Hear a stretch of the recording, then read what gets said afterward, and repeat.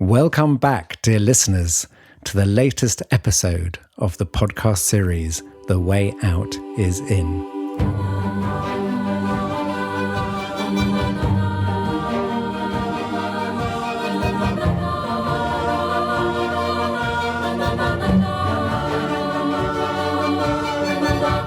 I am Jo Confino, working at the intersection of personal transformation and systems evolution. And I am Brother Phap Huu, a Zen Buddhist monk, the student of Zen Master Thich Nhat Hanh in the Plum village tradition in France. And we are very fortunate today, aren't we, brother? Yes, we are. So we have a special guest, Sister Dinh Nghiem, who has just returned from Vietnam, where she's been looking after Thay during the last years of his life. The way out is in.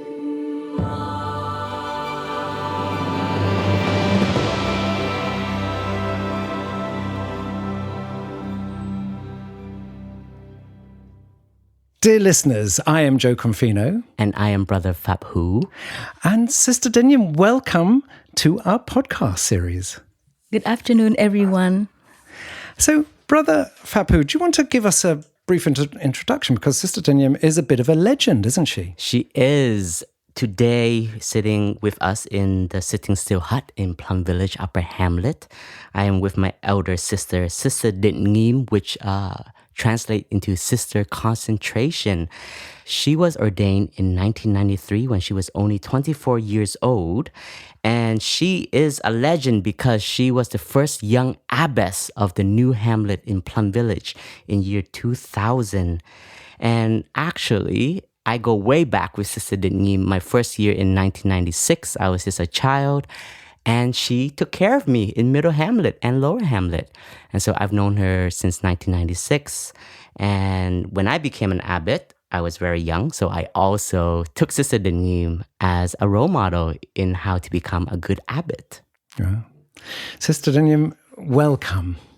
And it'd be lovely to know a little bit about your history, because I think you started coming here as a child. So tell us about your journey to become a monastic of Plum Village.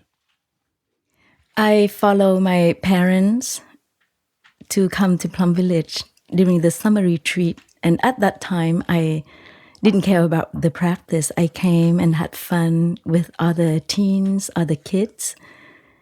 And the only thing I did was to read Thay's books. I came for fun. I didn't practice at all, but somehow one day I wrote Thay, I don't know why, I love the Buddha. And I remember I still have the letter that Thay wrote me back. Thay wrote me back, oh, I think that after you read O Path White Cloud, you will love the Buddha even more. And it was true. After reading it, I really fell in love with the Buddha. So I continued to read Thay's books. I went to Thay's Dhamma talks. I went to Thay's public talks from time to time when Thay went to Paris. I was not a practitioner still. And until one day my father suddenly passed away. And I was deeply in pain.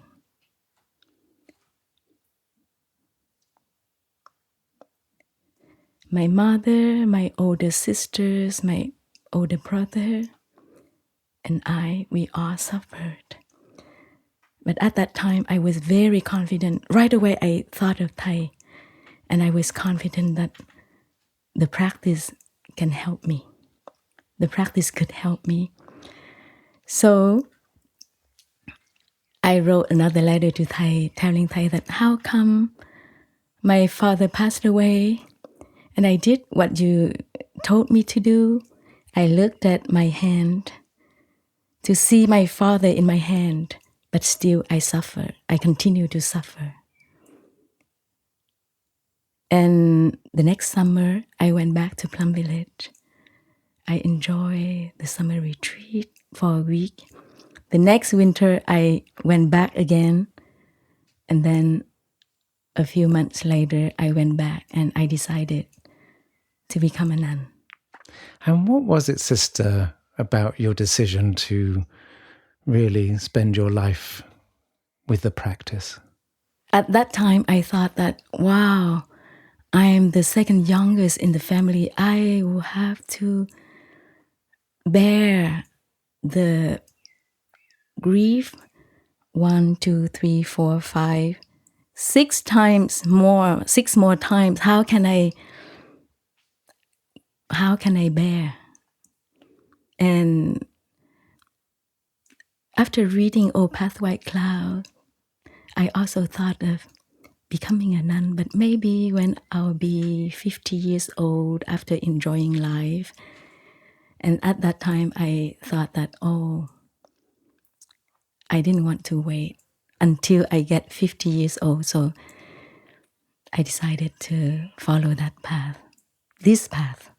And Sister, you talk about the pain of your father's death and this idea that you'll have to carry more pain in your life. And I'm just wondering, over the period you've been a nun, what is your understanding of that pain? So if someone were to come to you with the same question now, someone had lost their father, and you say, as Thay said, can you see your father's hand in your hand? And they said, I can still feel the pain. What has changed in you? What has matured in you since then? Later, Thay told me, and Thay also shared the practice with other people, that you need to look at your hand several times. This is something that you need to practice and cultivate every day.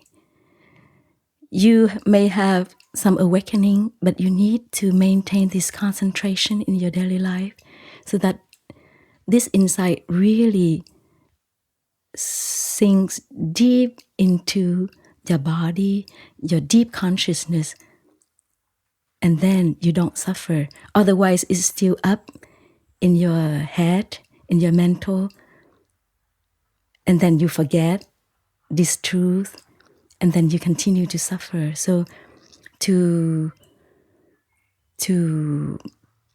the Zen word, to transcend birth and death, this is something you cultivate every day. This concentration, this insight becomes your life, becomes your way of thinking. And it's not just analyzing or thinking from time to time. And Brother Phap Huu, I mean, I think that what Sister Dinh Nghiem raised is something so important about the importance of the monastics and Plum Village. Because for most people, they don't, even if you're practicing, you often lead a busy life, having to work, having a family, having to buy a house, all the things that come with that. And Brother, what I think Sister Dinh Nghiem really spoke of so beautifully was the importance of being able to, people who hold this space deeply, who are able to spend years really deepening the practice in order to offer this to others. Can you just say a bit about that? You know, another word for mindfulness in Sanskrit, Pali, Chinese is to recollect. Mindfulness is we have to recollect. We have to remember what we are meditating on, what we are looking deeply into. So sometimes we just taste a moment of mindfulness, a moment of awareness, and then we think we got it. We think like, yes, I've done it. I'm good for the day.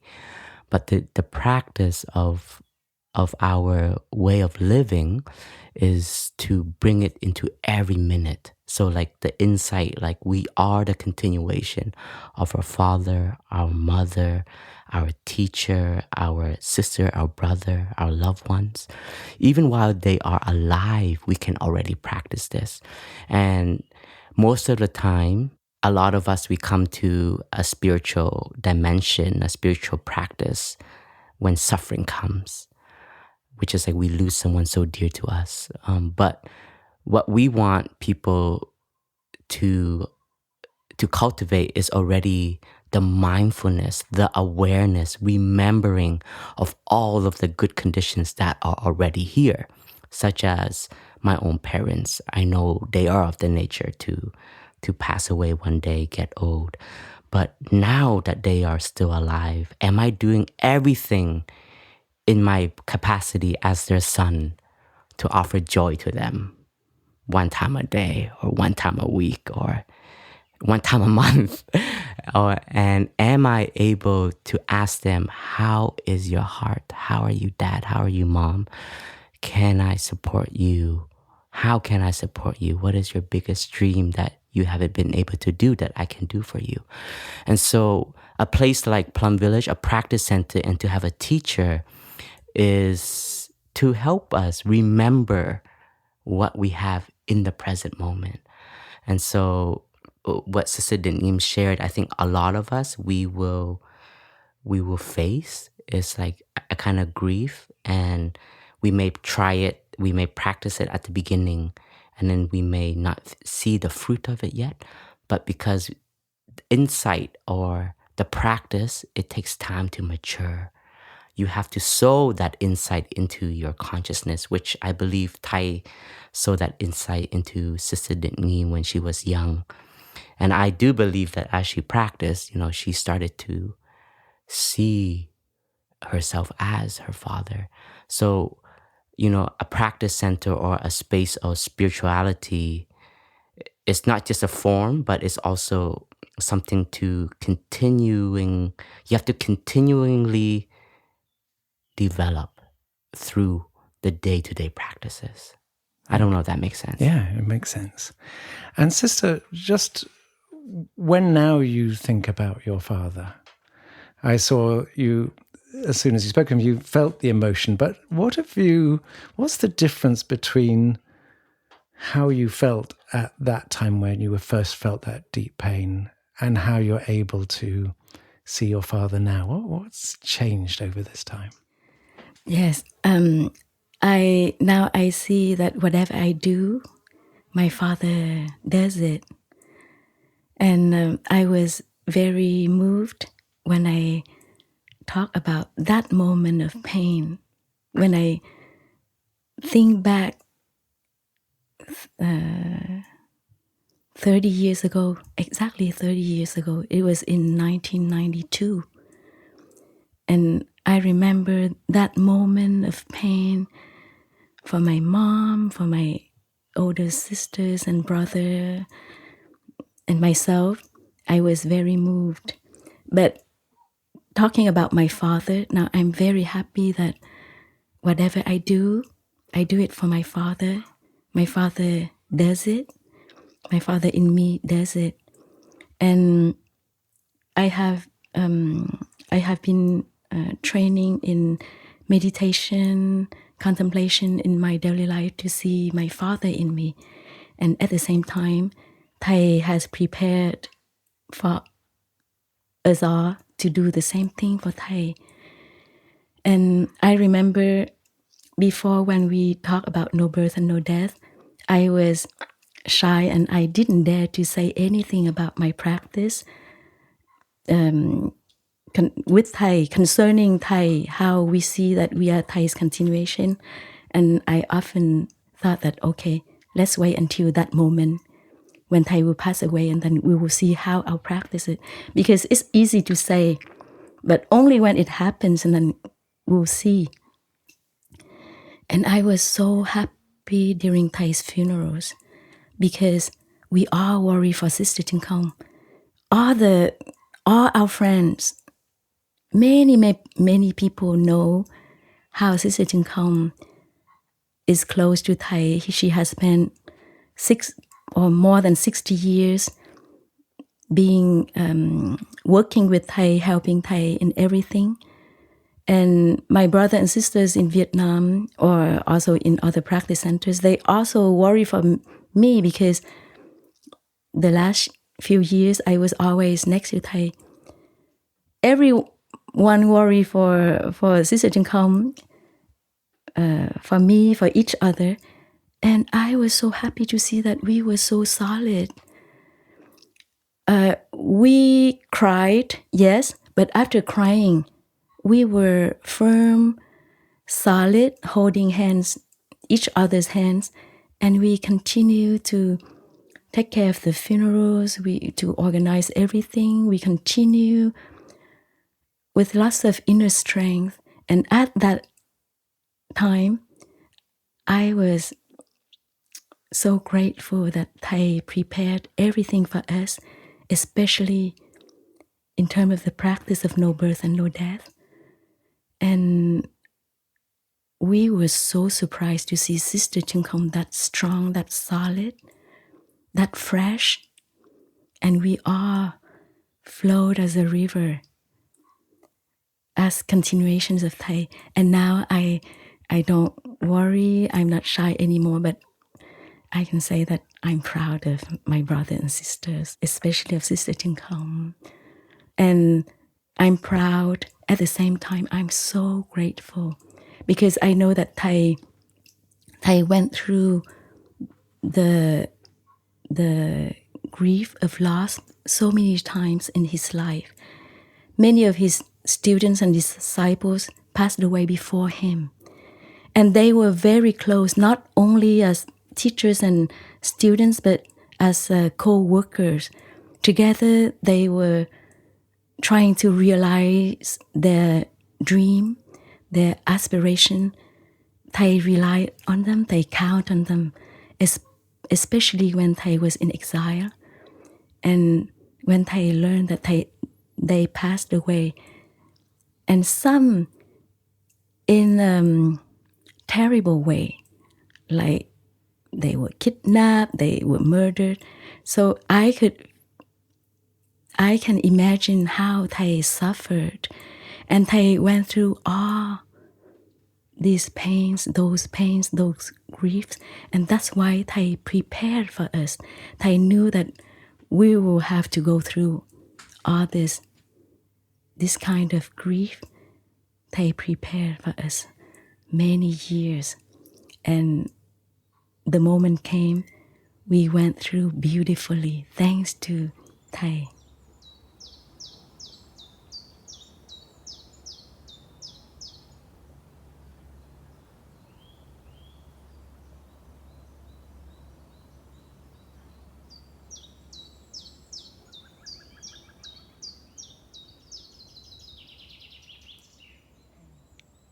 Wow. It's a wonderful example of him as a great teacher, because what I hear you saying is he recognized the pain of loss, and by doing these deep teachings about no birth, no death, the fact that we continue that, as you described with your father, that is not just he is in your hand, but actually your actions and what you do in the world is representing your father. And now as a community, the way you represent yourself now is ties in you. I just want to talk really about the time for both of you about when Thay became ill and had his stroke, because for many people in the world, they were used to seeing Thay and hearing his teachings. And then when Thay fell ill, had the stroke, in a sense, he retired from, obviously, his active teaching life. But actually, there are many people who say that his teachings actually deepened when he was no longer able to talk and to represent his work through his words. And it'd be lovely to ask you both about that. And maybe to start with you, Phap Huu, because you cared for Thay during his illness when he was in France, and also at a time where there was a real concern that he was going to pass at that time, because at one point he was just given a few hours to live and you had to prepare yourself. And then Sister Dinh Nghiem, you've been looking after him and working with him for the 5.5 years since he left and went back to Thailand and Vietnam. So Brother Phap Huu, maybe to come to you first about what did you learn about Thay and about the ability to still be a great teacher, even when you can no longer speak in and act in a normal, independent way? I think the whole journey of Thay getting sick is it's difficult to share about it in a way, but at the same time, it's good to speak about it, to process everything. Actually, Sister Dinh Nghiem and a whole team of us, I think about 9 of us, we're all in Bordeaux, the Bordeaux airport. And the night that Thay had the stroke, I remember calling the whole team and we all arrived. And we were all embracing Thay, and I was holding Thay after Brother Phap Huu, one of our other attendant. And at that moment, I think on the level of students, we were just trying to remain as calm as possible. The teaching of Thay that says like when there is chaos, we have to be centered so that we all have clarity.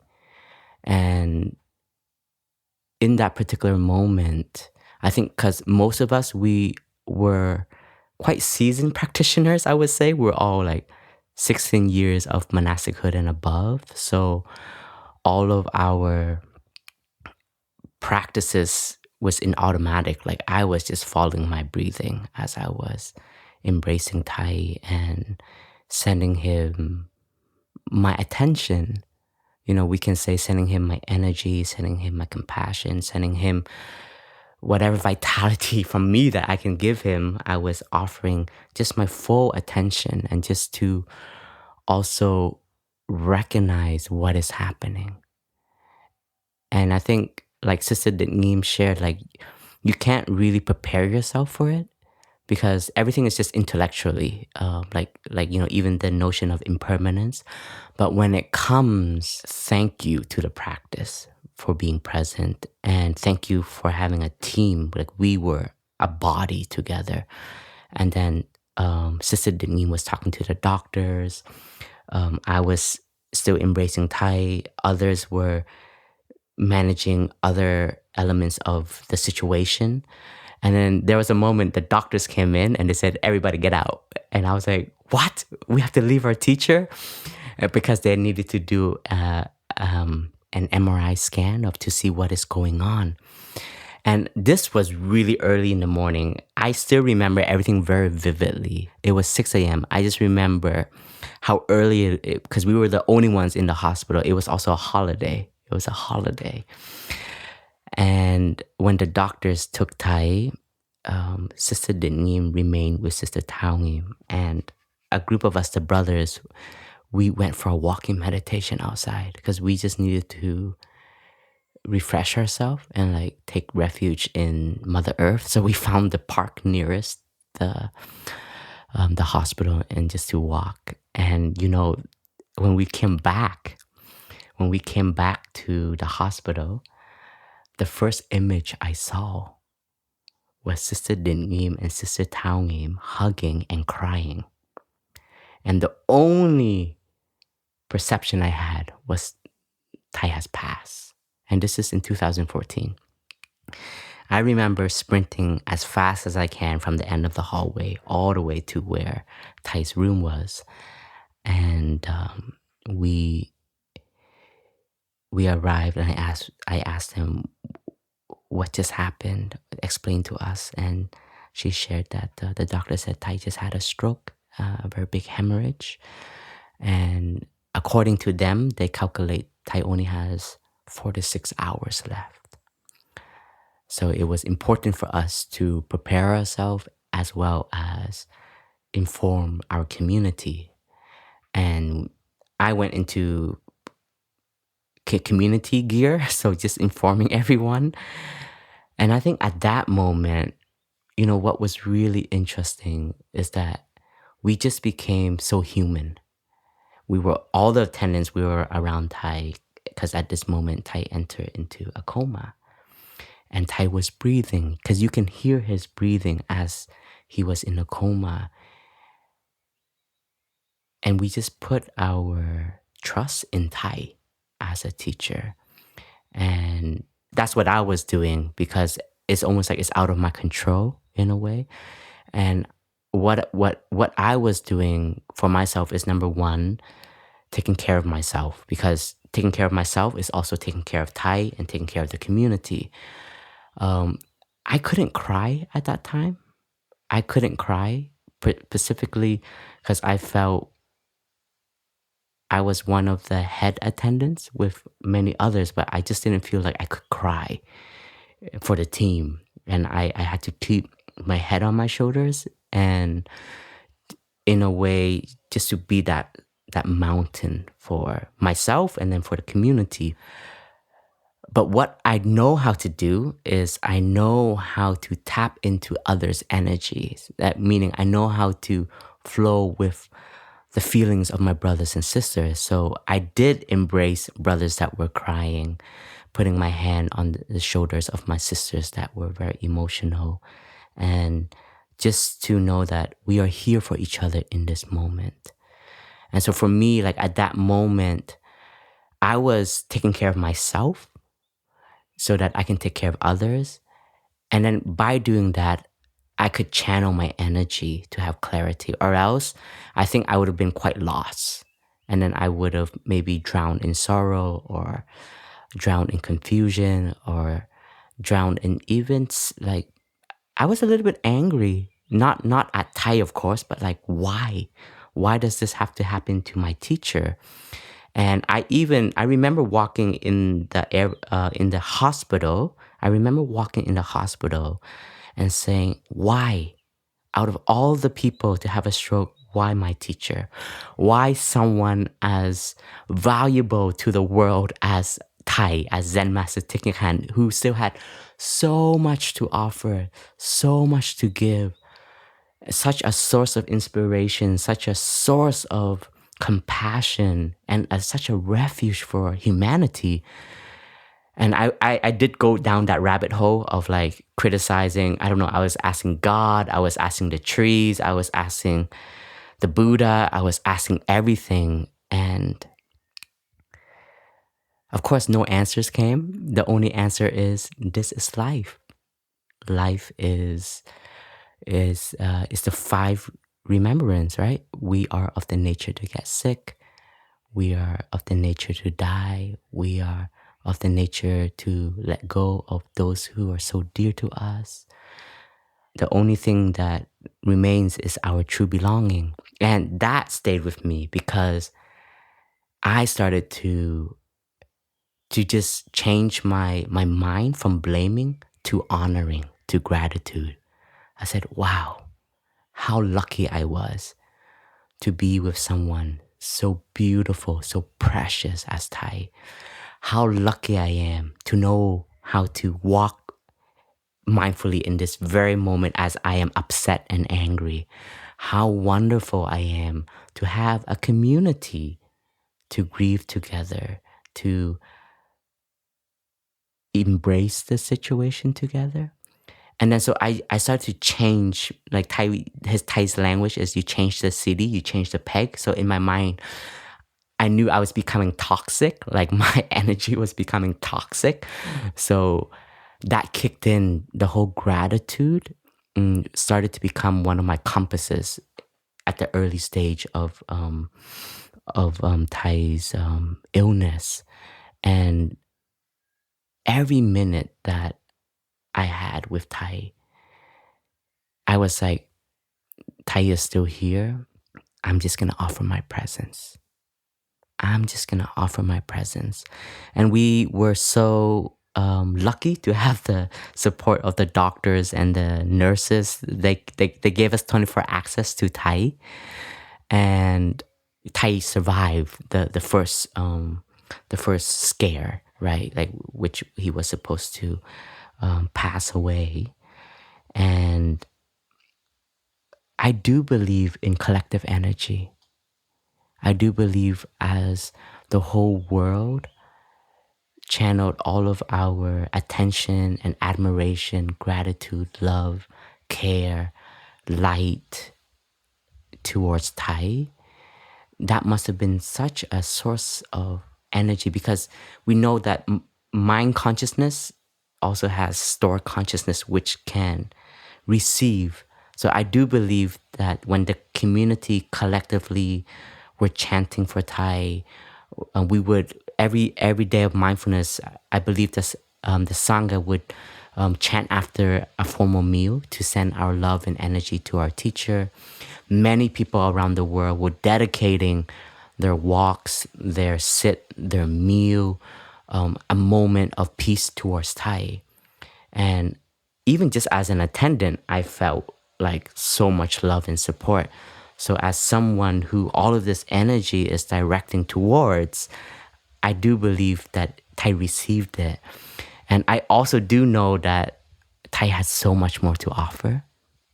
Because in like 2014, like in the retreats, like, because me and Sister Dinh Nghiem are quite close to Thay, so I knew Thay was gearing up for Thai's 2015 US tour, which he was going to be a keynote speaker at a very big conference. He was going to talk about mindful leadership, because mindfulness at that stage was definitely entering into the mainstream of companies. And so it was a big company that invited Thay as a keynote speaker at one of their very big conferences. And Thay has accepted that request. And so Thay and the community we did programs of mindfulness into education, mindfulness into healthcare. And so I think the next was mindfulness, right mindfulness into team building, compassionate leaders, collective awakening of companies, etc., etc. So I know that Thay still has so much to give.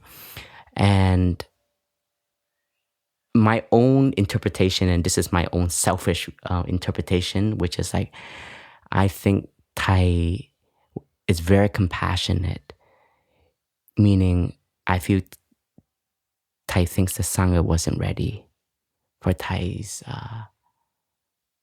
passing in 2014, if conditions were to be like that. And Thay wanted to give us more time to stand on our 2 feet. That's my own interpretation. We don't want to be a burden to his freedom also. We didn't want that. So all of us as attendant, because every night we would come together and we would have Dharma sharing, we would have grief session together on how we are processing this moment. And all of us were saying, like, if we have the chance, we will share with Thay that Thay, you are our teacher. You have loved us so dearly. You have given us 120% of your life to your student, because you really see us as your continuation. So the best we can do for you is to give you freedom. Thay, if you want to become a cloud, we will embrace that transition. I remember saying this to Thay because I felt that was also my own responsibility. But if you want to be here, we shall also do everything in our capacity to support you, to make sure that you're comfortable, to make sure that you can regain as much as you can. And what was important is to have clarity as students and teacher. And I think we were very lucky to have sessions that we can talk about it, and not to be selfish also. We understood our own grief, our own loss, but then we would ask, how can we support our teacher? And that was really important.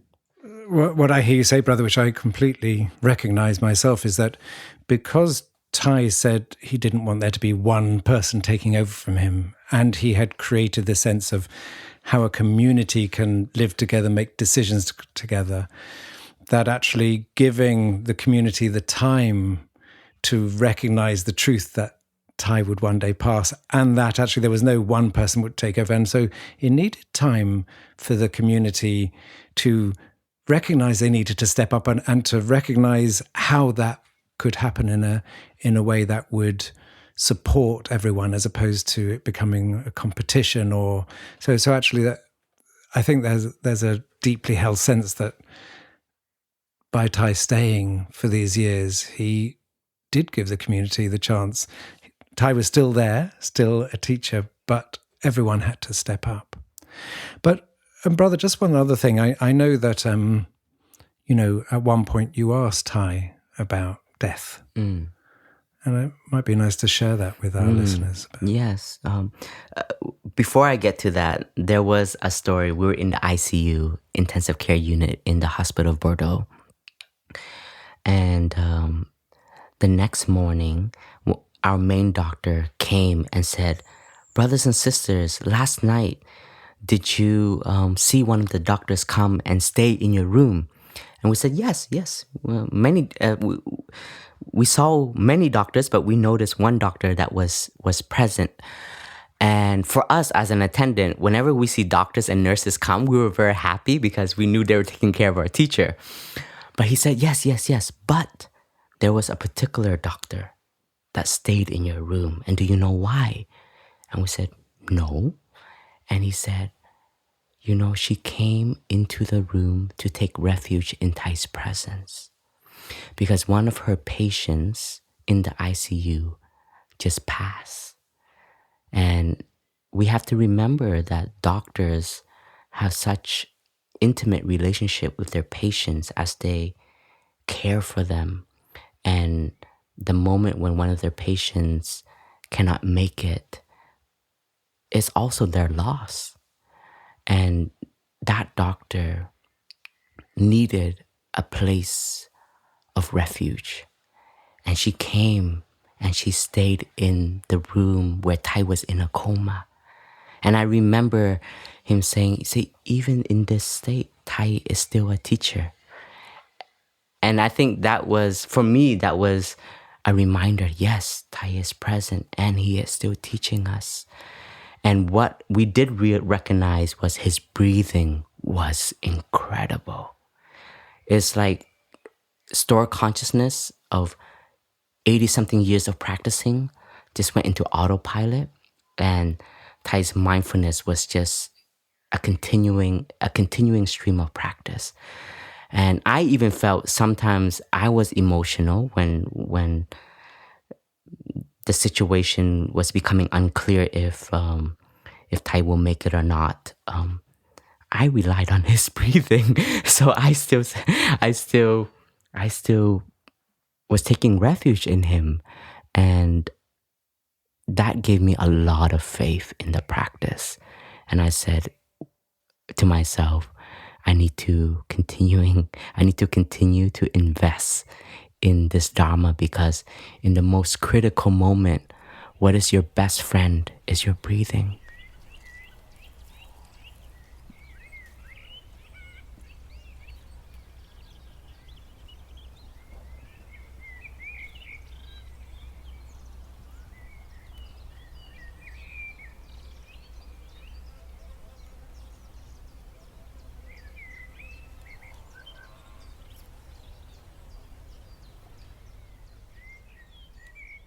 And I know, brother, that I was told that one of the doctors or nurses came to see about Thay's oxygen level in his blood and was looking at the machine and kept on tapping it.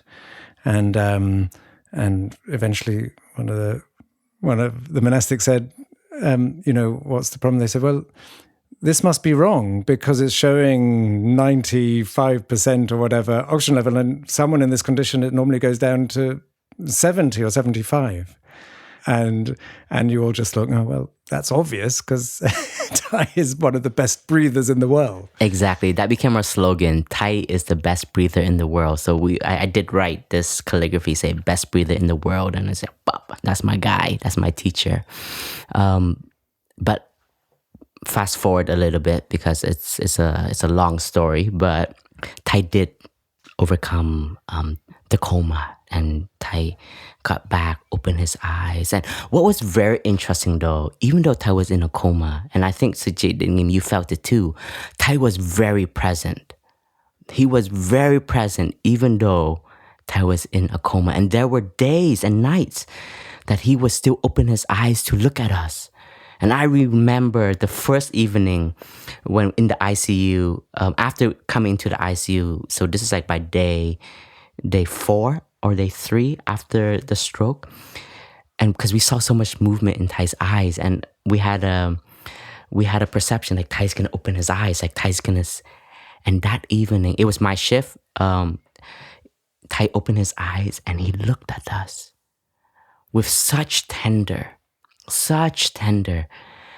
And he put his hand on my head and was just feeling my head gently and then to my face.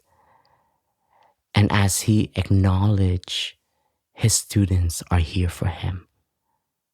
And then Thay just closed his eyes and went back into a rest. And wow, I just remember the teacher and student relationship. It's so powerful. So he knew that we were there, and we know that he is there. So that is like the first condition, is like where communication is possible when two sides are fully present. And much later on, after Thay came out of the coma and Thay regained capacity to sit, capacity to drink tea, capacity to eat, and even some capacity of movement. So we were able to walk with Thay, but we had this brace. But there was one day, I was young and I was just a curious student. And because we're always in pairs, in shifts. So there was one day I was alone with Thay just for a few minutes. And I've been having a burning question. And I think I know the answer, but I just wanted to ask my teacher. And I was too ashamed and too shy to ask it with another attendant beside me. And that day we were in San Francisco and I knelt down. And I said, Thay, please allow me to ask a question. And Thay nodded. I said, yes. And I just said, Thay, are you afraid of dying? And he gave me this smirk. And he put his hand on my face and patting my face like, and his facial expression was like, me? Afraid of dying? Are you kidding? And it was just a confirmation that I wanted for myself, that Thay is free already. And so in a way, Thay was free, so I feel free. And I'm just gonna be there and support. So I'm not gonna strive in order to try to keep him alive longer than is necessary in a way, because then that's my own attachment to him. But when I got that confirmation from Thay, for some reason I just felt so free, and I knew Thay was already free. But I guess this is my processing of like, how do I embrace this situation? Thank you, brother. Thank you for that deep sharing. Sister Dinh Nghiem, you looked after Thay for 5.5 years, once he moved to Thailand as well, and then Vietnam. And I think one of the things that Brother Phap Huu is sharing is about how you can be a teacher without words, and about presence. Most people think that teaching is the words, but it's what's behind the words. And it would be lovely to share what you experienced when Thay was in his root temple in Thay in Vietnam. How did you experience Thay and his teaching? I would like to tell you the story. When I tried to dissuade Thay to go back to Vietnam, we went to Thailand, we settled down, everything was okay, everything was perfect in terms of the doctor team. Thay's hut in Thai Plum Village is beautiful with a nice view. Thay could see the mountain Khao Yai right in front of Thay. Everything was perfect. We were in a community, in a big community. The attendants could attend the activities. we were very nourished by the energy of a big sangha. The weather was nice, with lots of sunshine. Everything was comfortable. The Thai's doctors were also Thai students. They were OI members. So they took care of Thai like they took care of their fathers. Everything was going very well. And then when Thai decided to go back to Vietnam, we all panicked because it was not easy at all to move to another place where you didn't know anything. You didn't know any doctor, any nurse, any hospital. And then, like Brother Phap Huu, I waited when there was no one around. It's all coming out today. Yes, very, very intimate questions. And I wanted to, just between Thay and I wanted to dissuade Thay. And I told Thay, do you remember your hermitage? You remember Plum Village in France, the Upper Hamlet? I showed Thay the pictures. Wow, it's so beautiful. This is a place where Thay feel most comfortable. Thay spent most of his life in France. Most of Thai's fruits in the practice happened here, Thay. Why don't we go back there? And Thay stopped for a few seconds and thought. And then very firmly Thay pointed up to the sky. Let's go back to Vietnam. But Thay spent a few seconds to think. Before that, before those questions, before I talked to Thay, continuously Thay made us understand that let's go to Vietnam, no second thought. But Thay thought of the hermitage of the Upper Hamlet, of Thay's happy time in France. But still Thay decided to go. And I still hope that Thay would change his mind. So when we got to Huế, I didn't unpack everything, hoping that Thay would change his mind. And before that, it was during the rainy season. It rained and rained, never stopped.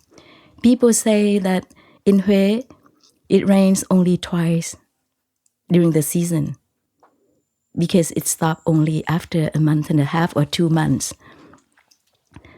And I remember during the night, I slept and I heard the rain. Early in the morning, rain, and things around my head got moldy, green moldy, a piece of wood to do washa, to massage. I was so shocked. It's green with mold. And so on the third day, I told Thầy Phap Ấn, should I talk to Thay so that we go back to Thailand? And Thầy Phap Ấn looked at me, Sư Em, don't do that. Poor Thay. Whatever Thay wants, we are here to support Thay. He just said one sentence and suddenly I dropped everything. He's right, we are here to support Thay, whatever Thay wants. And then I unpacked everything. And I was surprised on the fourth day. I was very happy in my raincoat, walking from the nunnery to Thay's hut. Wow, everything is from the mind. When you accept it, you can adapt very quickly. But if there's some resistance, I would have continued to resist and would never be happy in Huế. And just one sentence, and Thầy Phap Ấn, that sentence went straight to my heart, and I felt so light. I dropped everything. And Thay's presence in Huế brought so much happiness to many people in Vietnam. People came and stood during the day they just stood around Thay's hut behind the fence, just waited to see Thay when Thay went out of his hut, so they could just see Thay. And then the monastics, the young monastics, the venerable monks and nuns, his old friends, his old students, and the young novices in Hue, they had the chance to take turn to come and spend the day at Thay's hut to help us taking care of Thay's place, neat and clean, and every day they could have meals with Thay. And Thay didn't say a word, and the novices who every day they spend the day with Thay, and because Thay didn't say a word, they were very attentive, fully present, being around Thay and observe Thay's face, Thay's smile, each of Thay's gesture. And every time they went back to the nunnery, they had many stories to tell the other sisters. Oh, today, during meal, Thay talked a lot to me with his eyes, his smiles. And Thay shared his food with the novices. And when Thay didn't have appetite, how Thay share the food with them and watch them and enjoy looking at them eating, and every single details the sisters saw and share with the other sisters in the nunnery. I felt that Thay made them practice mindfulness and concentration, being present 100%. Thay didn't need to say anything. It was transmission from heart to heart, not through words. And the novices and Thay were like that, without words. And they had so much to receive, to feel, to share with the other novices. Day after day, the novices, they built their love, a relationship between teacher and disciples, and love between teachers and disciples, and they feel so connected with Thay.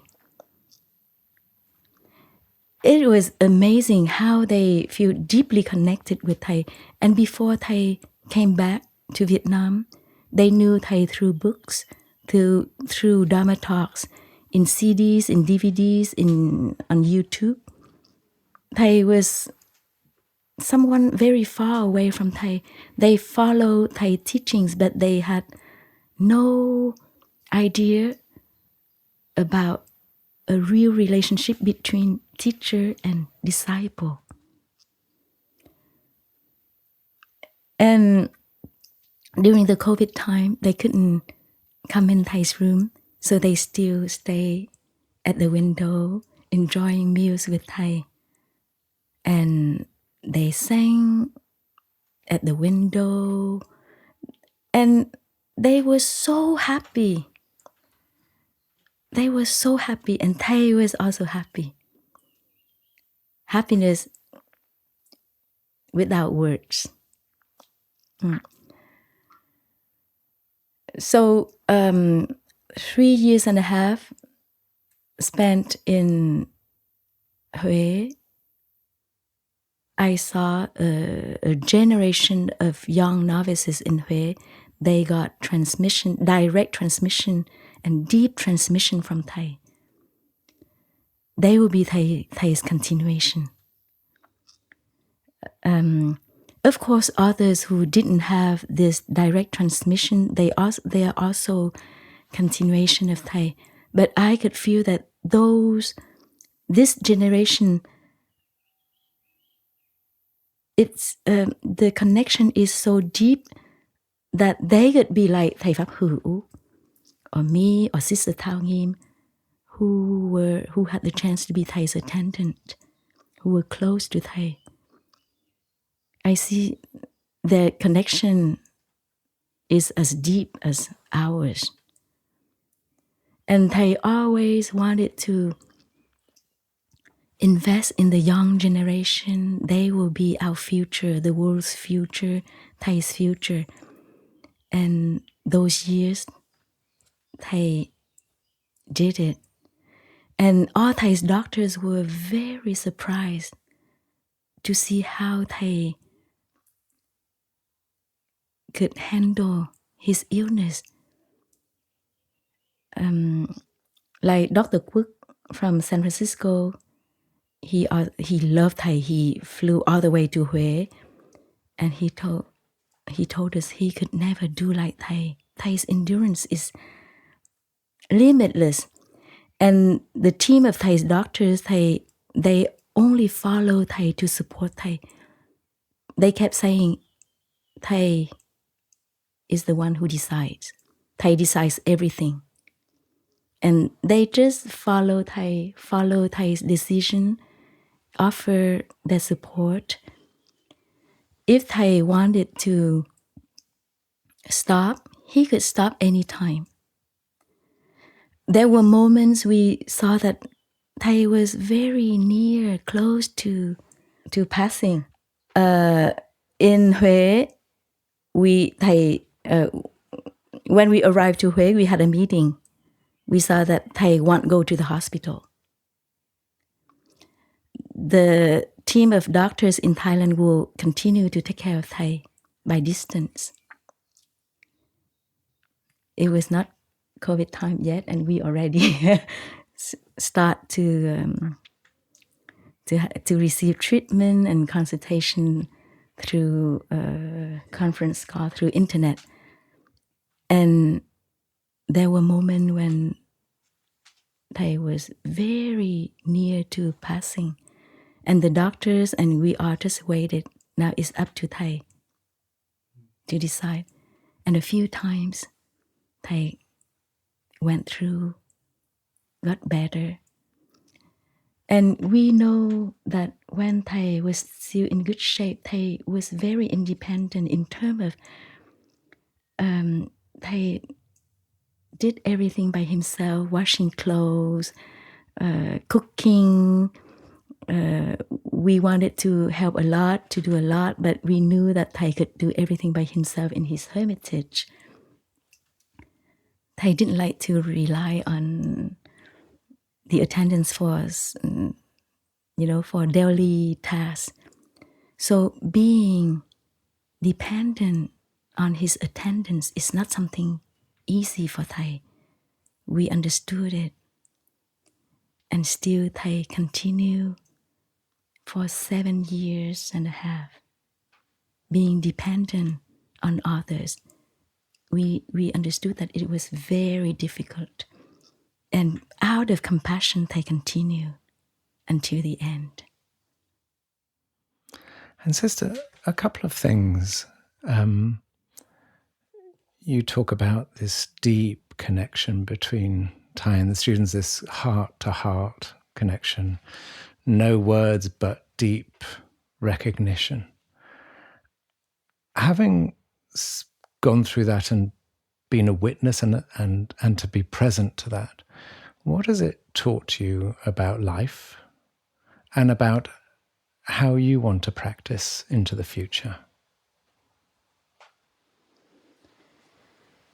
Now, what I want to do is to continue to practice for myself and also to take care of my younger sisters. Because I want to continue what Thay did, and I also see that it's so important to share with them, to transmit with them what I have directly received from Thay. Because they will continue. I'm already 53 years old. And they will continue. Plum Village's future, Thay's future, they will continue it.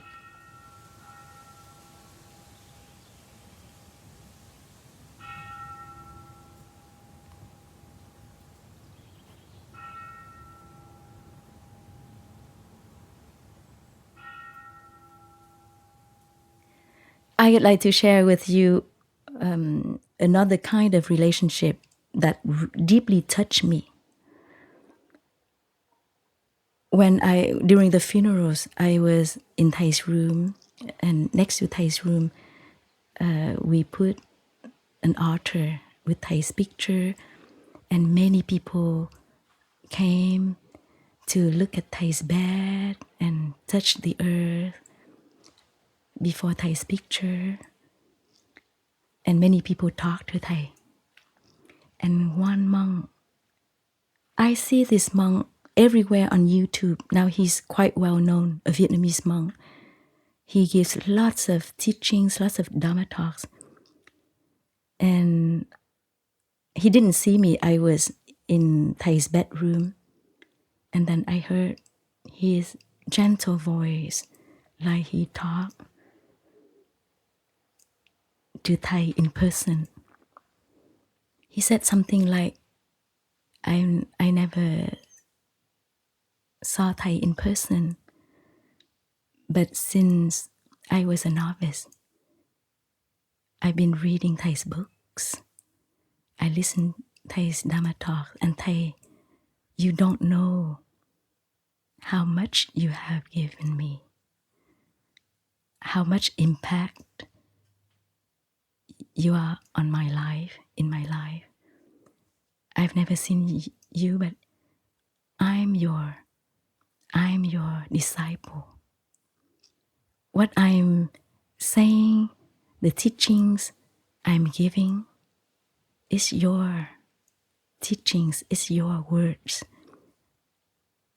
You have changed my life, and everything I have now is from you.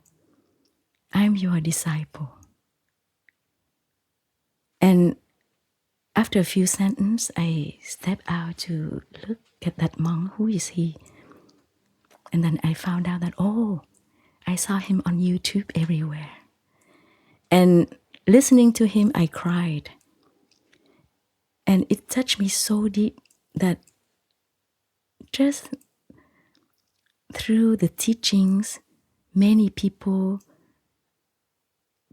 can also build a relationship, a deep relationship like that.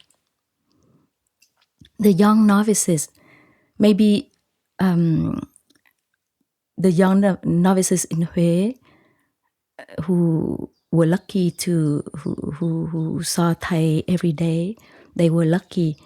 And I think that Thay's presence, Thay helped those who don't have strong practice, and thanks to the presence, direct contact, concrete contacts, it helped them to build that relationship. But there are those who don't need the direct contact, and they still can build such a deep relationship if they can make good use of Thay's teachings and practice, and they can feel the practice and Thay's presence in their bones, in their body, and they still can feel that deep relationship. And that monk, I stood behind him. He didn't know that I was listening to him. He gave me a very deep teaching, very moving teaching. Sister and Brother Phap Huu, I want to just stay with this for one moment, because in the West there's so much emphasis on words, and you're talking about presence, and it'd be really lovely for our listeners, Sister. What is presence? How would you describe Thay's presence? And then maybe Phap Huu, you, because it's such a critical difference, because it's about the embodiment, isn't it? It's not about the words. It's not about the image.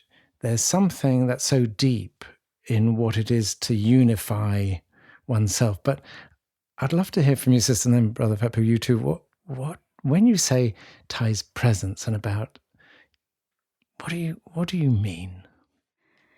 When you are full in your mind with worries, with plans, with projects, you cannot be totally present. The sisters, when they came to Thay's hut, right away they felt an energy of calmness, of peace. They drop everything behind. Sometimes they had some conflict with other sisters in the nunnery. They dropped everything behind. They knew that today is their day to spend with Thay. It's a special day. So they dropped everything behind. And when they went to Thay's hut, they are empty. Their minds were empty. They dropped everything behind. Their minds were empty, and they just focused on Thay, on themselves. And because their minds were empty, they could receive a lot. They were in the present moment. They didn't think of what happened in the nunnery, the conflict that just happened. And they were aware that this is a precious moment. And when the minds were empty, they just relaxed. They would just relax and observe Thay with mindfulness. They are present for Thay. And because they are present for Thay, they saw what's going on Thay's face, whether when Thay changes a little bit of expression right away, they were aware of it. Did a gesture, they were aware of it. They were aware of everything what was going on in Thay and at Thay's attendants around. And that's why they could receive the energy, the transmission. So it's like almost a perfect communication because there's no barrier to the exchange. The energy is very important. I remember, like Thầy Phap Huu said, I always look back at myself and check my energy. Like Thầy Phap Huu said, what we wanted to offer to Thầy was our energy of peace, of freshness.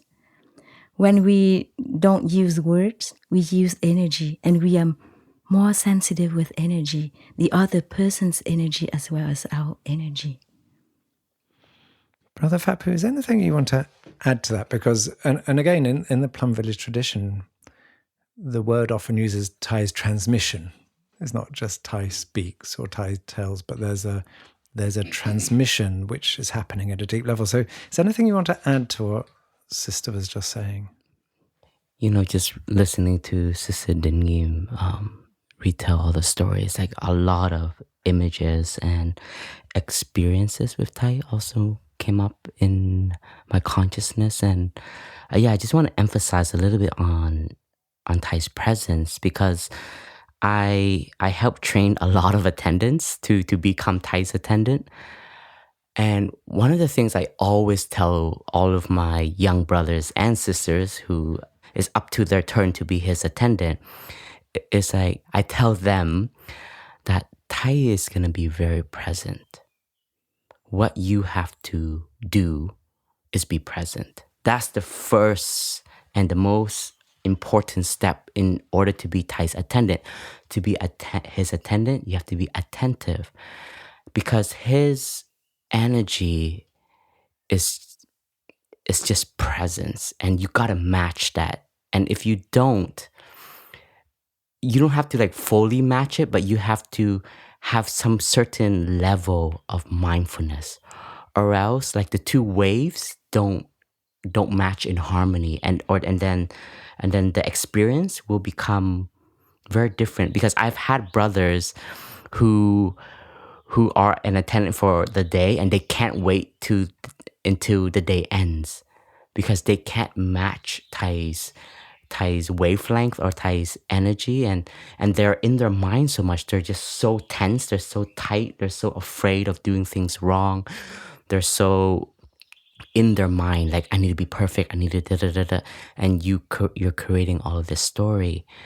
But if you let go and you just practice the Dharma that Thay gives, that he has offered us, which is the first Dharma seal of Plum Village. I have arrived, I'm at home. Just be in the present moment and things will unfold. And that is one of the most important ingredient to receive anything from Thay. Like, of course, like let's say we're listening to a Dharma talk, we're listening to a YouTube video, we're listening to a recording. It's going to be very different if we're all very present rather than we're just jogging. I know a lot of us are listening to this as we're jogging, but it's not a criticism, but it's just saying that when you listen to a teaching, specifically from someone such as Thay, and you sit upright, you are present, the transmission and your understanding becomes much deeper because you're so there, you're so present. So that's one of the things that Thay is always offering to us when we are around him, especially when Thay is not speaking.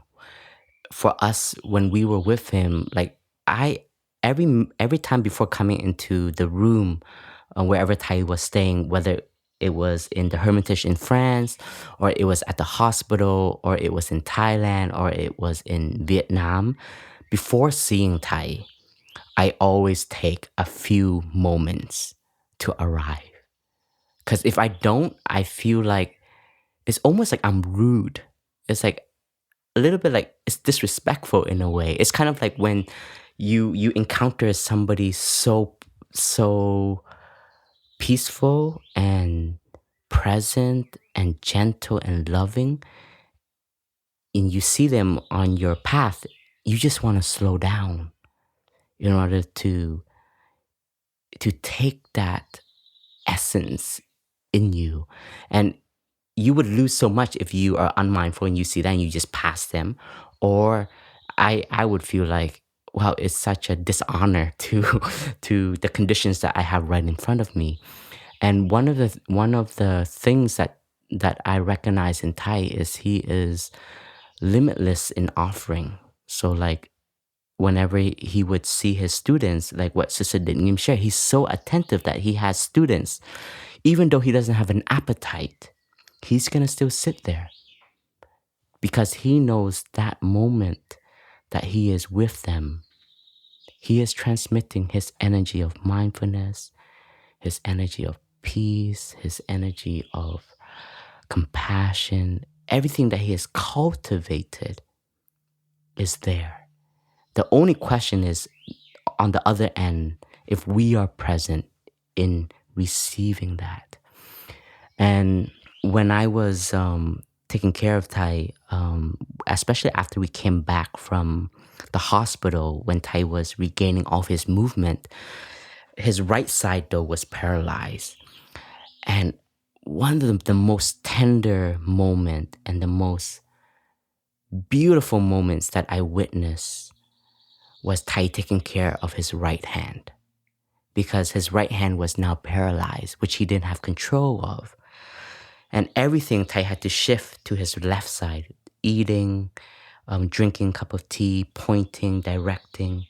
And there was one day, because we did have a hope that Thay would regain capacity in his right side, because we believe that Thay's mind consciousness is so strong and Thay's will is so powerful. And Thay was putting a lot of energy in regaining his right side. And of course, we try, we push, we strive, but there is always going to be a moment when we have to be tender to ourselves.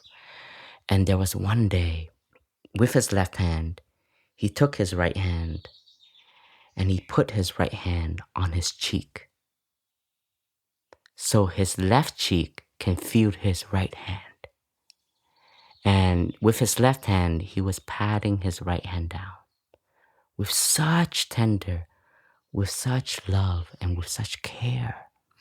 And then he took his right hand down, he put it on his lap, and just gently, like a scan, a mindful scan, and a transmission of tender and love. And he was just feeling from his shoulders to his bicep, to his arm, his wrist, his hands, his fingers. And it was such a tender moment of loving oneself and accepting the situation. And I was standing from behind Thay, just witnessing this moment. Because there's a part of me that was really pushing and striving so that Thay can regain, and thinking that happiness is when Thay gets back his right hand. But in that moment, when Thay was so tender and so loving to his hand, I felt this is awareness of body, accepting body, and embracing it with the present moment. And I felt like this gentleness in Thay and like this freedom in Thay, as well as freedom that he was transmitting to us, which were his support. Because if we're going to keep striving for it, then we're also pushing this energy towards Thay. But like Sister Dinh Nghiem shared, like Thay is also very mindful of his capacity, and he was always reflecting on his body every day. What more can I do in order to care and to regain? And then there were such tender moments when we were like, Thay, let's do some exercise. And then Thay would point at the teapot, it's like, let's drink some tea. Such a Zen master, still is our teacher. And for me, it was so important because as his attendant, our idea was like, Thay just needs to regain everything, and that is quote unquote happiness. And I started to change my own role of being his assistant, do the best I can to support him, but also understanding the beauty of the present moment. And that gives Thay freedom, and that gives myself freedom. Because the more we have expectation, the more we have desire, and it's all in our minds that we are creating what is happiness. But when we let go, and like Thay said, let's just drink a cup of tea. This is still a beautiful moment. I am with you.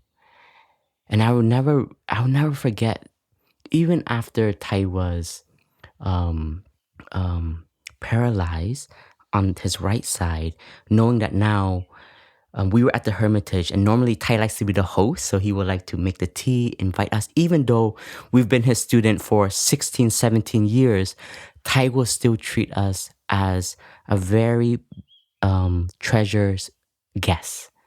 And that morning we came to Thay's living room at the Hermitage, and Thay pointed to the tea, so instructed me to make the tea. But Thay, with his left hand, invited me as the host and put the cup of tea in front of me, and pointed to the tea like, enjoy it. And it was such a beautiful moment where I felt like Thay is always free, because his capacity of dwelling happily in the present moment, this simple teaching of the Buddha, this teaching that Thay has offered thousands of times to us. In any moment, if you have that key, that present moment is the most beautiful and wondrous moment you can enjoy. And that presence was ingrained in every moment with Thay, even after the stroke. And even though Thay couldn't speak, Thay was still in control of his happiness. And what I was very attentive to is also Thay's awareness of his own energy. Especially when he was sick, he would know when to rest, know when to practice, and then when to go for walks. Because he would point to us, Thay wants to go on a walk, meaning we put Thay on Thay's wheelchair and we would go for a walking meditation in the Upper Hamlet, Lower Hamlet, New Hamlet, Thailand, the root temple, Tu Hieu pagoda, etc. So this energy of practice Thay kept alive. And what I will never forget, when we were in San Francisco, we had a routine to take care of Thay. And we were in SF, San Francisco, USA, because Thay was getting a lot of medical support there. And the team was very generous in offering Thay the support he needs in order to regain speech, regain movement. So this is 2015, so right after the stroke. And as the body of attendants, we were probably like almost 15 of us. So we were a sangha. We were like a little sangha in San Francisco. And we needed to maintain our practice also. So we established sitting meditation in every morning. And Thay would join us every morning. But there was one morning that Thay missed the meditation because Thay... he didn't miss it, but because we wanted Thay to sleep a little longer, because during that time, like Thai's sleep was very inconsistent, and we know sleep is an element of healing. So we all told each other, when Thay can sleep, let's let Thay sleep. But we're in this really community kind of house that was offered to us for the conditions for caring for Thay. So you can hear the bells, you can hear the morning chant of the monks and nuns, which we all rotated in doing. And that morning, Thay woke up and Thay saw the clock and Thay knew he was late. And he pointed to his robe, telling like, put on my robe. And Thay was very proper. So it's our tradition as monastics that whenever we go to formal practice, we have to wear our long robe, because that's the energy we want to enter into, that we're very present from our form and inside our mind. But then when we were almost arriving into the meditation hall, the bell was invited and the chant begins. Right? And then the rule in the monastery is once the bell starts, you can't enter, you're late, because you don't want to disturb the others that have already entered in meditation. So Thay, with his left hand, he made a stopping signal and he pointed back to his room. And so then he just sat on his wheelchair in the window of his room. But after that, every morning, Thay would make sure he's never late for sitting meditation. And there was one day, he kept waking up, but it was like only 3 a.m. and then 4 a.m. And I was like, Thay, I promise you, when it's 5 o'clock, I'll wake you up and we're all gonna go to meditation. And Thay looked at me with like eyes like, remember, like remember to wake me up. And I will never forget that moment, because something as valuable and simple as just sitting with the community was so important to Thay. Like we're sitting in Thai's hut and there's a phrase in his room. It says, the joy of meditation is daily food. And I really felt that every minute that Thay had with the community was his daily food. So he was still able to deeply connect to the practice body and the sangha body and the spiritual stream of practice. He never, ever let it stop. And this was a transition of like from sickness, stroke, coming out, not in one moment did he stop practicing. And for me, it's like, I want to invest. I have so much faith in the practice, and I see so much beauty in the simple practice that we sometimes take for granted. That we think, okay, this is too basic or this is just fundamental. But what I realize in the most dire situation, what you can always come back to is the fundamental, which is recognizing the present moment. How do I take care of the present moment? How do I change my view of the situation? I can't use my right hand, which I've written so many poems, so many calligraphies, all of the books. But this is a moment not to hate my right hand, but to love it.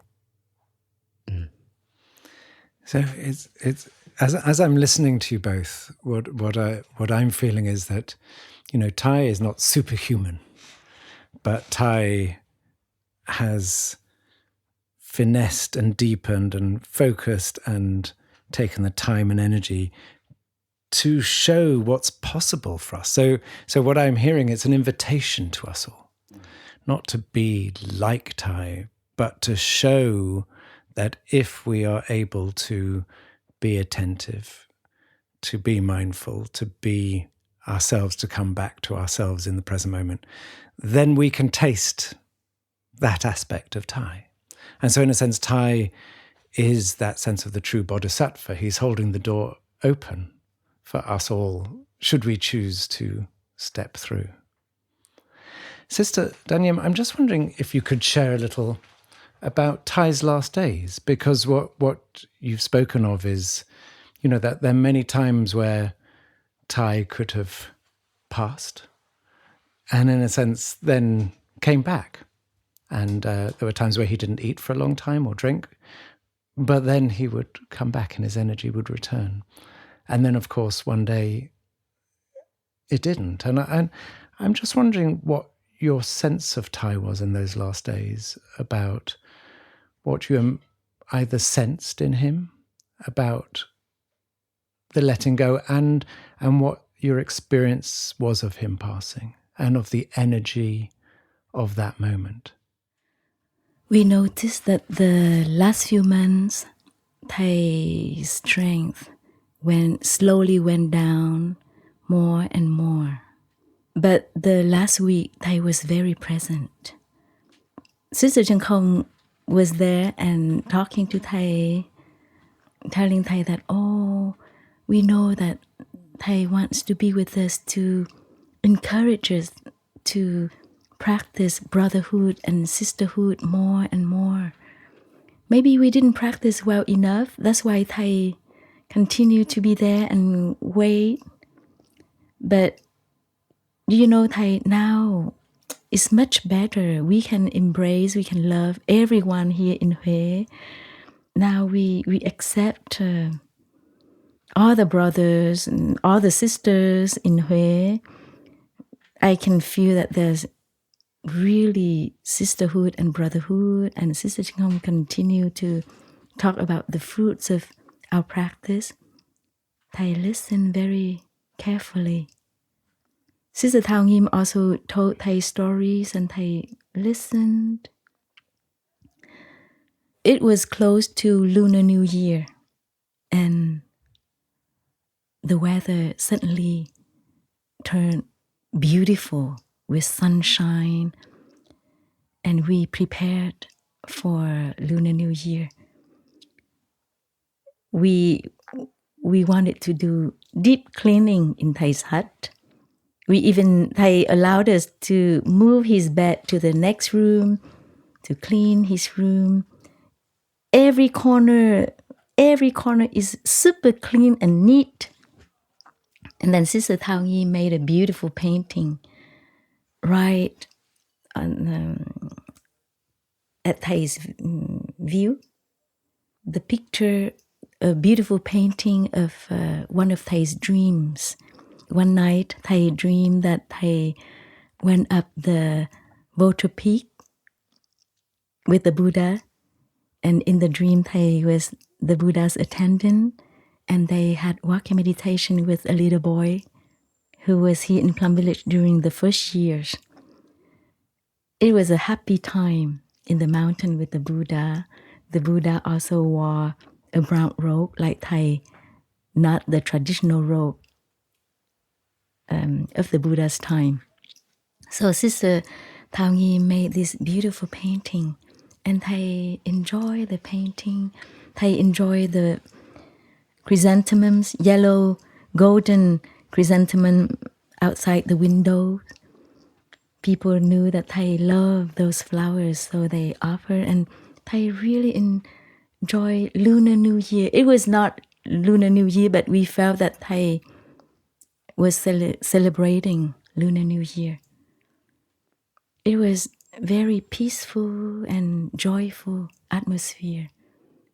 It was one day before Thay passed away. And then that particular day, around 4 p.m., I was very surprised to see the vital signs. Thay's vital signs were upside down. The level of oxygen went down, and then the heartbeat, everything was upside down. Right away, I let Sister Dinh Nghiem know to contact the doctors right away.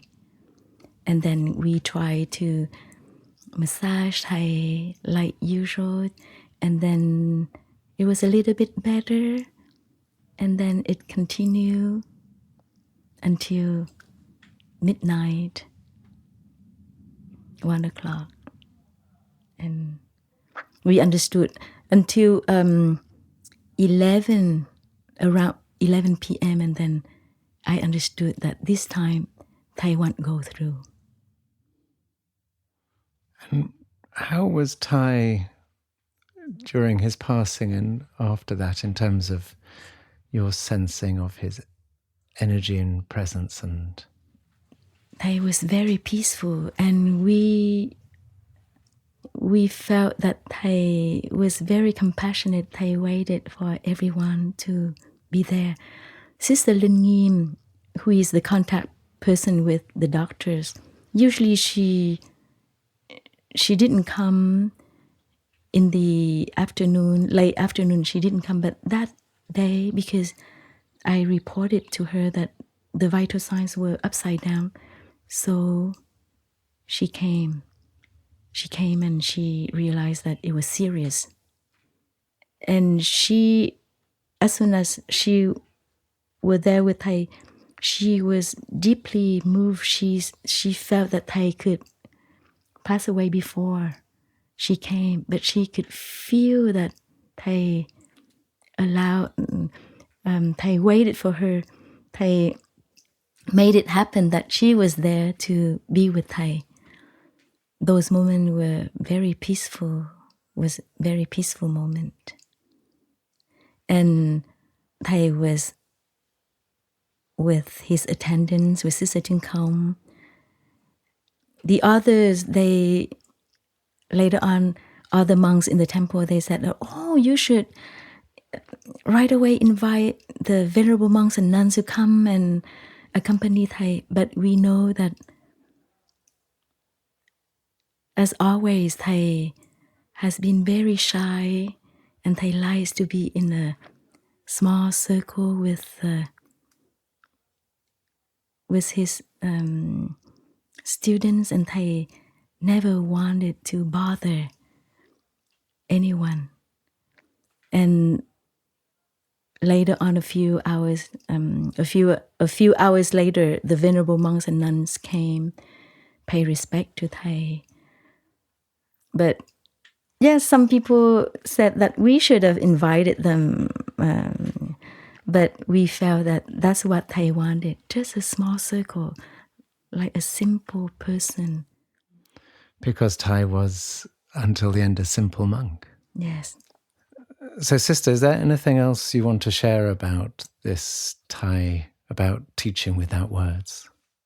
I already shared with you, Thay taught his students, especially his young novices in Hue, how to be fully present, how to live in the present moment without words.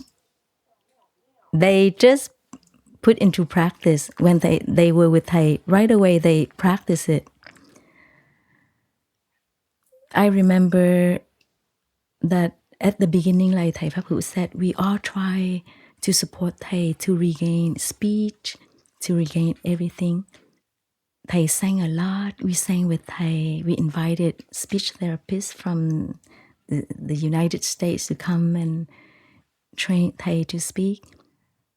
But with time, Thei's strength, Thầy got weaker and weaker, and then Thầy also lost his singing, his speech. But in the year 2019, Thầy still had some energy, and we invited the same speech therapist from the United States to come. the first 2 days, she was so excited because Thay improved a lot and Thay could say very clearly, uống trà, drink your tea. And the speech therapist was very excited, and then she came back the next day. But on the third day, Thay just smiled to her. Thay didn't want to practice anymore. And then Thay put his hand on her head to show his love and gratitude to her and refused to continue to practice.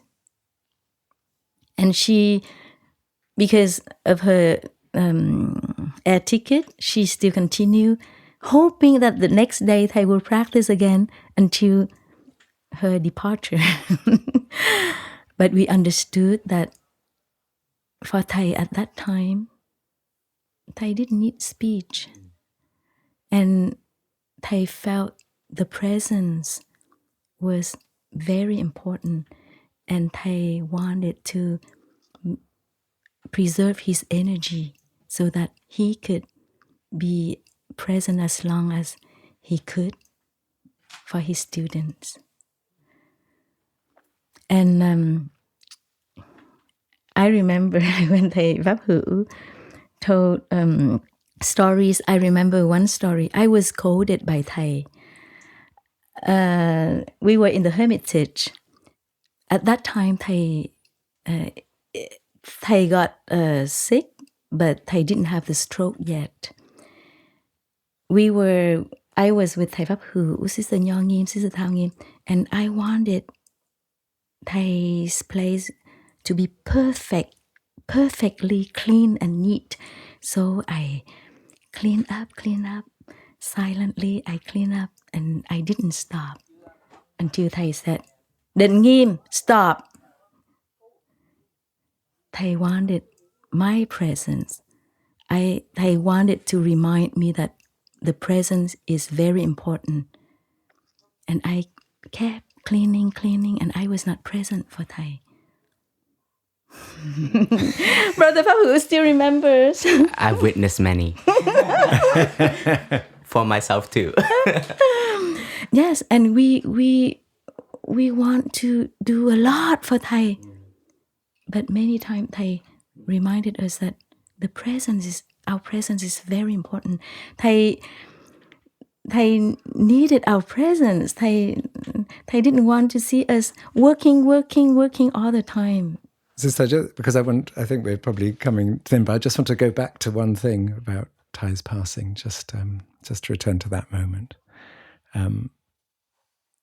Sister Dinh Nghiem, I just wanted to ask, at the moment of Thay's passing, when you were present with him, what was your experience? What was it that you went through at that moment? How did the teaching support you? What is it that was going through your sensing right at that moment and in the minutes afterwards? The second when I realized that, Thầy won't go through, I panicked. It lasted for 2 seconds. Oh no, I can't believe it, because Thầy went through moments like that many times. So that evening, I still believed that Thầy would go through. And when the doctor in conference call, the doctor and the nurse said that, no, Thầy doesn't get better. And I panicked for 2 seconds. And right away, I accepted, because I've been I prepared for that moment.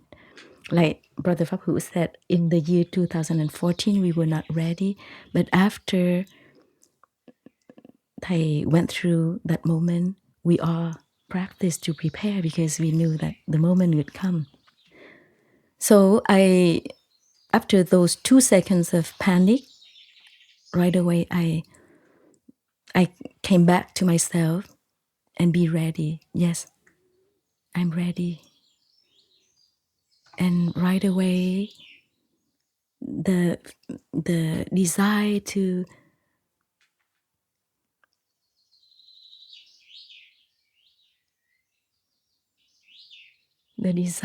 continue to take care of Thay continue. So we still had many things to do. The funerals, to communicate with other centers in Plum Village. So right away, I turned to the other brothers and sisters and go and organize to clean up everything and be ready because many people would come to pay respect to Thay. So right away, we prepared the place. I texted Sister Dinh Nghiem, Brother Phap Huu. And during 7 days, I always kept my phone with me. Whatever happened over there, right away, I sent news to Brother Phap Huu. I was aware that everyone far away, all Thai students far away, were waiting for news. I didn't sleep, and sometimes I slept. I slept with the phone next to me. And we prepared everything, and we let Thai's body on a kind of bed for people to come and pay respect. And for one day, Thai's body was there. After one day, we had the ceremony to invite Thai's body into the coffin. But those 24 minutes, according to the tradition, we should have covered Thai's face. But I told the brothers and sisters, no, we don't cover. Let Thai students far away to see Thai's face for the last time. And then I remember the old monk, the senior monk in the temple, who is now like acting abbot of our root temple. He came and right away he said, why should you leave Thai's face and cover, please? And right away he covered. And he waited, he left, and we uncovered again. We thought of all our brothers and sisters, our friends in France, in the United States. We knew that they all turned towards Thay and wanted to see Thay for the last time. So there was so many things to do for Thay. And then we continued to stay in Thai's room to make sure that no one came in and take Thai stuff. Yes, thank you. Because everyone wanted to keep something as a souvenir, as like Thai his souvenir. pillow, his blanket, a scarf, a slipper. There was that kind of grasping.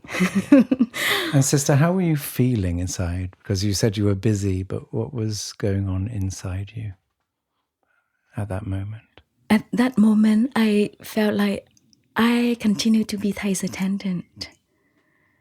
Now I have other things to do. We guarded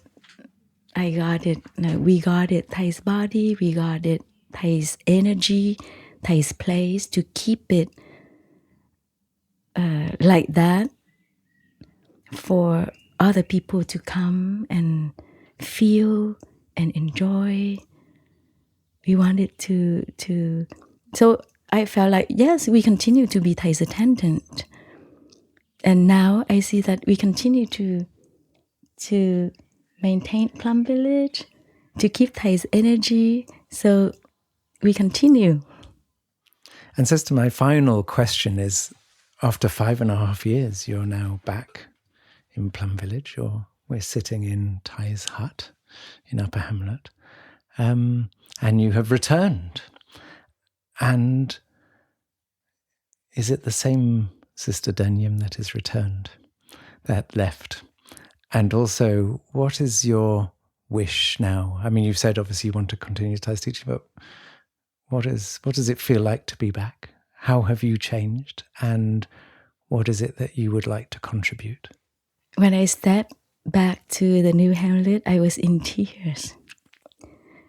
And now, here and there, everywhere, I saw Thay's traces, Thay's footsteps. I saw souvenirs from time to time. Tears came up, but I see that now I'm much stronger. Before I was shy, but now I'm like a warrior.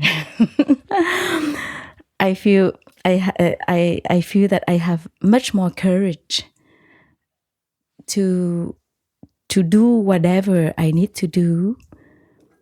Like when Brother Phap Huu asked me to come here for this, 7 years ago I could say no.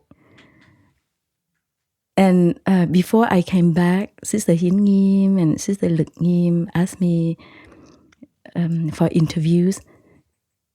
My questions are always yes. Now, whatever my brother and sisters ask me to do, I always say yes. I just do my best, but I don't want to say no. I want to continue Thay, to share whatever I have received from Thay. I feel the responsibility to share to others. I don't keep for myself. And I feel the responsibility to maintain and to continue to develop what Thay has built during his whole life. So on one hand, tears come up to me several times a day, but on the other hand, I feel much stronger.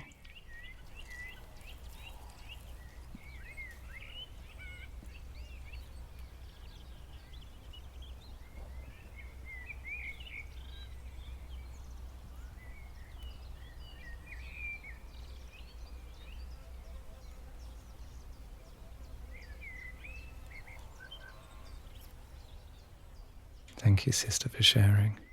And just to say, I mean, there are many listeners of this podcast who would call themselves students of Thay. There are others who may be just learning about Buddhism. But Sister, on a personal note, just to show my, and I'm sure our listeners' appreciation of your care. I mean, I think what you haven't shared is just the extraordinary dedication, commitment, time, resources, effort, patience, love, tenderness, warmth, determination. It's such an honor to sit with two warriors, because I see that in both of you. It's the courage, determination to stand up and be counted, and to represent this extraordinary practice 2,600 years, and to bring it into this moment fully alive, fully vibrant, and to share it in such a beautiful way that gives permission for other people to step up and be present. It's an enormous gift. So, Sister Dinh Nghiem, Brother Phap Huu, what a pleasure to have spent this intimate time with you. Thank you. Thank you, Jo. Thank you, Brother Phap Huu.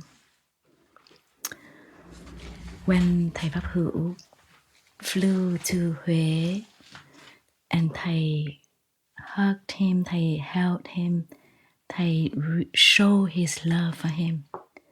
Thầy and we all knew, we were aware of his responsibility, and he had to go back to the Upper Hamlet to take care of the sangha. At a critical moment. Yes. I'm full of gratitude for Brother Phap Huu, and over there we were always very proud, especially during the pandemic. Plum Village was the first Buddhist center that organized online retreat. Yes. We were very proud.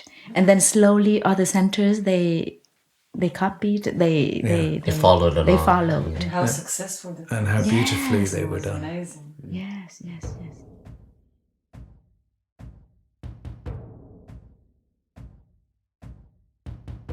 dear friends, thank you so much for joining us for this very intimate and moving podcast. If you enjoyed it, then there are plenty more to listen to, and you can find us on Apple Podcasts, on Spotify, on other platforms that carry podcasts, and also on our very own Plum Village app. And this podcast was brought to you by the generous donors of the Thich Nhat Hanh Foundation. If you would like to support future episodes of the podcast and the work of the international Plum Village community, please visit www.tnhf.org/donate. Donut.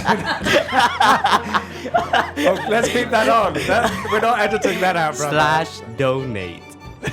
I prefer donut, actually. Oh, thank you very much, and we'll see you next time.